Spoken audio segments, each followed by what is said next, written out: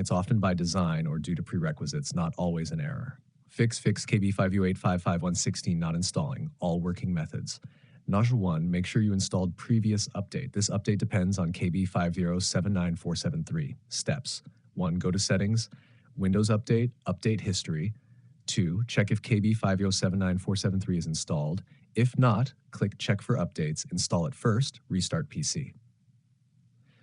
2. Turn on Get Latest Updates. Since this is an optional patch, 1. Open Settings, Windows Update. 2. Turn on Get the Latest Updates as soon as they're available. 3. Click Check for Updates. Number 3. Manually install Best Fix. If it won't download, steps. 1. Go to Microsoft Update Catalog. 2. Search KB5085163. Download x64 version, most PCs. 4. Run .msu file as administrator. This bypasses Windows Update issues completely. Setup 4. Reset Windows Update components.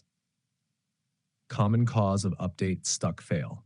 Run in command prompt admin. You can see the code in our conversation history. Restart PC, try update again. Har 5, run Windows Update Troubleshooter. 1. Go to Settings, System, Troubleshoot Other Troubleshooters. 2. Run Windows Update Troubleshooter. 6. Fix corrupted system files. Run these commands. Hat command prompt admin. You can see the code in our conversation history. Then you can see the code in our conversation history. Check these common issues. Low disk space, need 10 to 15 gigabytes free, VPN enabled, disable it, antivirus blocking update, metered connection. Har 8, if update's still not installing, important, you might not need it. Microsoft confirmed this update is optional, doesn't auto-install for everyone. You can skip it if no Microsoft app login issues. System is working fine.